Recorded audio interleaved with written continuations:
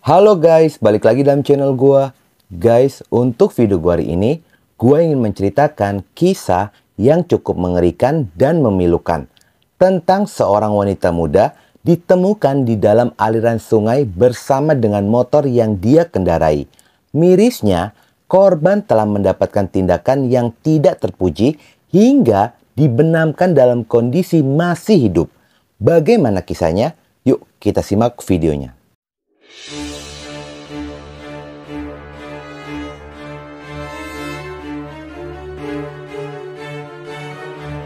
Satu keluarga bertempat tinggal di rumah sederhana warga Dusun Pangkal Bloteng, Desa Teluk Rendah Ulu, Kecamatan Tebo Ilir, Tebo Jambi. Dan lokasi itu pun merupakan lokasi yang baru dibeli dan dibangun menjadi rumah huni oleh Kesnedi. Lantaran sebelum mereka memiliki rumah, keluarga itu pun tinggal di perumahan guru di Desa Teluk Rendah Ilir. Kesnedi memiliki seorang anak perempuan bernama Dina Wulandari berusia 19 tahun. Dahulu dia pun pernah bersekolah di Madrasah Alia Nurus Sada Desa Teluk Rendah Ilir. Dina sendiri dikenal sebagai pribadi yang sangat ramah, baik, dan dipercaya oleh orang yang mengenalnya. Hal itu pun terlihat ketika dia masih bersekolah. Dina dipercaya oleh guru-guru di sana sebagai pemegang kunci sekolah. Setiap pagi dan sore, dia pun ditugaskan untuk membuka dan menutup pintu ruangan dan pagar sekolah. Usai menyelesaikan pendidikan sekolahnya pada tahun 2017, Dina pun menganggur lantaran tidak memiliki aktivitas. Dia menjadi bosan. Lalu, Dina pun memutuskan untuk pindah ke Jambi tinggal bersama dengan neneknya. Di sanalah dia membantu pekerjaan sang nenek untuk mengisi aktivitas sehari-harinya. Ternyata tidak terasa sudah 6 bulan Dina tinggal bersama dengan sang nenek. Mulai muncullah perasaan rindu dengan keluarganya, terlebih kepada sang ibu yang bernama Anarita.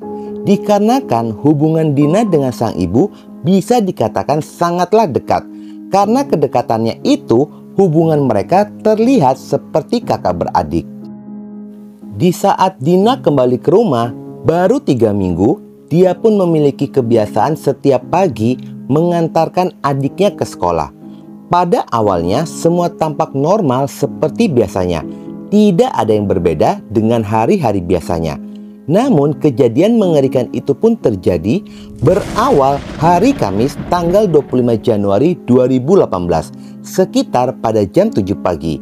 Seperti biasa, Dina pun mengantar adiknya untuk berangkat sekolah. Namun di saat memasuki jam 10 hingga siang hari, Dina pun tidak kunjung pulang ke rumah. Bahkan ponselnya pun tidak aktif, yang membuat pihak keluarga pun merasa sangat cemas dan khawatir.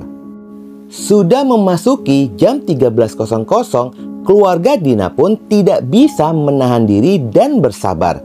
Kedua orang tuanya merasa ada sesuatu yang telah terjadi kepada anaknya. Lantaran Dina sebelumnya tidak pernah melakukan hal seperti ini. Tanpa berpikir panjang, pihak keluarga pun memutuskan untuk melakukan pencarian. Namun usaha keluarga tidak berbuah hasil dan tidak menemukan di mana Dina berada.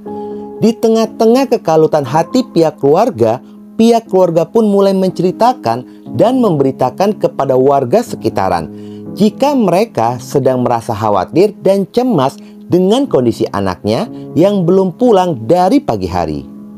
Berawal dari curhatan itu, rupanya ada titik terang.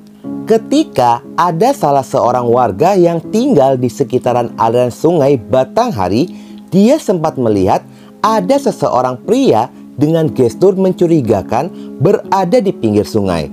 Dengan adanya cerita ini, warga bersama dengan pihak keluarga mulai menelusuri di posisi terakhir pria misterius itu berada.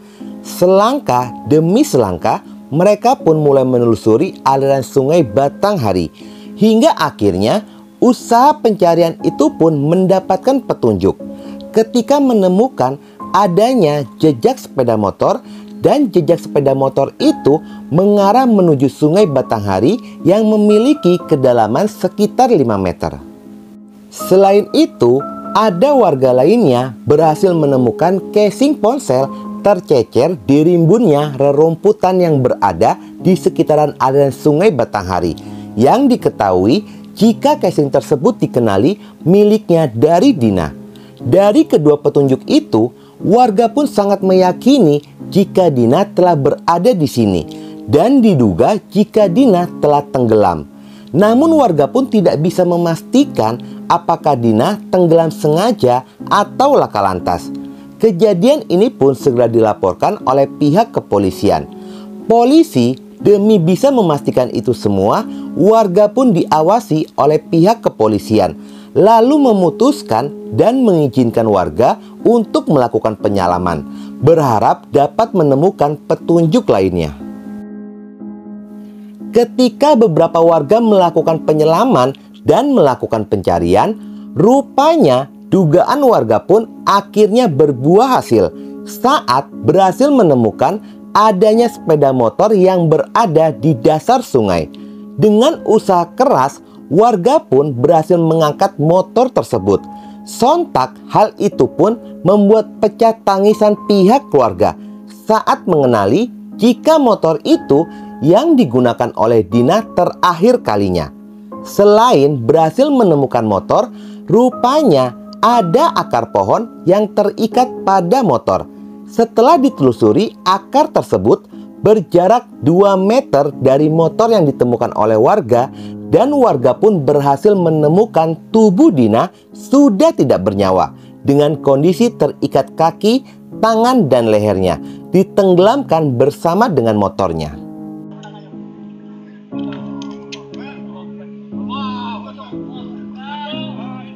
Tidak hanya itu saja, warga pun kembali menemukan CD berwarna pink yang diduga kuat jika itu milik korban. Lantaran korban pun saat ditemukan tidak mengenakan CD. Selain itu, adanya kerudung, ponsel milik dari korban. Dengan melihat kondisi korban seperti itu, kuat dugaan jika korban merupakan korban pembunuhan. Bahkan Kades Teluk Rendah Ulu Fauzi meyakini jika korban yang ditemukan merupakan korban pembunuhan. Tetapi pihak keluarga pun menolak untuk membawanya ke rumah sakit lantaran tidak mau tubuh sang anak dilakukan pemeriksaan forensik. Meski begitu, keluarga bersedia untuk membawanya ke puskesmas dan dilakukan visum luar saja. Sementara hasil pemeriksaan visum oleh pihak puskesmas menemukan adanya luka di bagian wajah dan masih mengeluarkan darah. Selain itu, adanya biru-biru di beberapa bagian tubuhnya. Meski pihak kepolisian sudah mendapatkan hasil visum, namun polisi belum bisa memastikan penyebab awal korban meninggal dunia. Tetapi pihak kepolisian tetap melakukan penyelidikan dan mendalami kasus kejahatan yang menimpa Dina Wulandari. Sang ayah pun menceritakan sudah 32 tahun tinggal di daerah itu, tetapi baru ada kejadian yang sangat di luar batas kemanusiaan dengan apa yang menimpa sang anak. Ayahnya pun menceritakan di saat korban akan pergi di pagi itu, yang dimana sang ayah pun baru menyadari jika itu merupakan pesan terakhir dari sang anak. Kala itu, anaknya mengatakan, "Selamat tinggal, Mak, selamat tinggal. Tunggu Dina di depan pintu sampai Dina pulang." Rupanya, itu pertanda dari Dina jika dirinya akan pergi untuk selamanya. Sementara sang ibu sangat meratapi kepergian dari sang anak, yang dikenal sangat dekat dengan sang ibu. Setelah hari berselang, pihak kepolisian pun mendapatkan laporan adanya gerak-gerik mencurigakan dari salah satu warga ketika membantu melakukan evakuasi kepada korban. Diketahui setelah melakukan evakuasi, pria itu pun membawa istrinya untuk pergi ke daerah Soralangun, rumah dari keluarganya. Pria itu pun bernama Sata Radius, berusia 22 tahun. Pria ini banyak yang mengenalnya lantaran memiliki hobi memancing. Diketahui jika dia pun telah menikah dan tinggal di rumah orang tuanya selama 8 bulan sejak pernikahannya itu. Namun dirinya dianggap sebagai pria yang tidak bertanggung jawab kepada keluarga lantaran tidak memiliki pekerjaan dan hanya memancing saja kerjaannya. Untuk makan sehari-hari, sang istri masih bertumpu kepada orang tuanya yang sedang sakit. Adanya laporan itu pun, pihak kepolisian segera bergerak melakukan penyelidikan dan melakukan pengejaran. Pada hari Minggu, tanggal 27 Januari 2018, jam 02.00 dini hari, Sattar pun berhasil ditangkap tanpa perlawanan. Saat dilakukan interogasi, saat itulah dia pun mengakui perbuatannya sebagai pelaku pembunuhan kepada korban. Selain itu, dia pun mengakui jika sebelum korban dibunuh dan dibenamkan ke dasar sungai, pelaku lebih dulu menodainya. Namun yang mengejutkan, pelaku memiliki orientasi kencan yang berbeda. Dia menyukai berkencan melalui jalur belakang. Di dalam pengakuannya, kelainannya itu sudah dirasakannya sejak masih kelas 3 SD. Dia lebih menyukai jalan belakang. Setelah tertangkapnya Sattar, istrinya dimintai keterangan oleh pihak kepolisian. Sang istri pun mengakui ketika sudah menikah dengan pelaku dan di saat sedang berkencan, pelaku kerap memaksanya untuk berkencan melalui jalur belakang. Namun sang istri selalu menolak.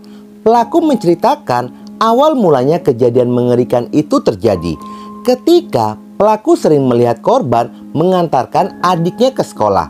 Pelaku pun mengaku menyukai korban. Dan pada hari itu, entah apa yang ada di dalam pikiran pelaku pun melihat korban, hasratnya pun meninggi dan berkeinginan untuk menodai korban. Sepulangnya korban mengantarkan adiknya, pelaku mencegat korban di simpang dermaga. Pelaku berdalih meminta diantarkan ke dusun Bloteng yang memang pelaku dan korban sudah saling kenal, sehingga tidak ada perasaan curiga dari korban. Di tengah-tengah perjalanan, tepatnya di lokasi kebun sawit, pelaku kemudian meminta korban untuk berhenti. Setelah berhenti itulah pelaku langsung mengendalikan stang motor korban dan membelokkan motor menuju simpang arah Sungai Batanghari, dan mereka pun berdua terjatuh. Pelaku yang melihat korban masih kesakitan langsung mendorong motor korban ke arah pinggir Sungai Batanghari yang berjarak 100 meter. Pelaku Sattar kemudian kembali mendekati korban. Melihat korban berdiri, Sattar pun merangkul korban dan menghempaskannya ke tanah hingga membuat korban pun tidak sadarkan diri. Di saat itulah pelaku Sattar menodai korban melalui jalur belakang secara berulang-ulang kali. Setelah puas, korban yang masih tidak sadarkan diri dan untuk menghilangkan jejak kejahatannya, pelaku mengikat tubuh korban dengan akar pohon serta tangan, kaki, dan leher korban, lalu mengaitkannya dengan sepeda motor, dan korban pun dibenamkan bersama dengan motornya. Pelaku mengaku pada saat korban dibenamkan, korban masih dalam kondisi hidup. Terlihat muncullah gelembung-gelembung udara ketika kepala korban masuk ke dalam air. Selain itu, pelaku pun merasakan adanya denyut nadi dan jantung saat sedang mengikat tangan dan kaki korban. Dengan adanya pengakuan ini pun, pihak kepolisian memutuskan untuk membongkar makam dari korban setelah seminggu disemayamkan. Meski pihak keluarga sempat menolak, namun akhirnya pihak keluarga mengizinkan makam korban dibongkar guna dilakukan pemeriksaan. Hasil pemeriksaan forensik pun menemukan adanya bukti jika korban saat dibenamkan dalam kondisi hidup, menemukan adanya air pada paru-paru korban. Selain itu, adanya bekas dinodai pada bagian belakangnya. Dengan adanya hasil ini menguatkan pengakuan dari pelaku jika benar korban telah dinodai dan dibenamkan dalam kondisi hidup. Kasus ini digelar di Pengadilan Negeri Tebo. Jaksa menuntut pelaku dengan vonis 18 tahun penjara. Pada tanggal 19 September 2018, Sakar terbukti melakukan perbuatan tidak terpuji hingga membuat korban kehilangan nyawanya. Dan majelis hakim menjatuhi vonis yakni lebih ringan dari tuntutan jaksa selama 15 tahun penjara. Apa yang dilakukan oleh pelaku benar-benar di luar batas kemanusiaan. Korban yang tidak memiliki salah dan dosa kepada pelaku tega menodainya lalu menghilangkan nyawanya dengan cara yang sangat tidak manusiawi. Seharusnya pelaku ini layak dan pantas dijatuhi hukuman mati. Semoga kita semua dan keluarga selalu mendapatkan perlindungan dari Allah Subhanahu wa Ta'ala agar terjaga dari segala tindak tanduk kejahatan. Oke guys, sekian dulu video gua hari ini dan jangan lupa ikuti terus video gua. Oke?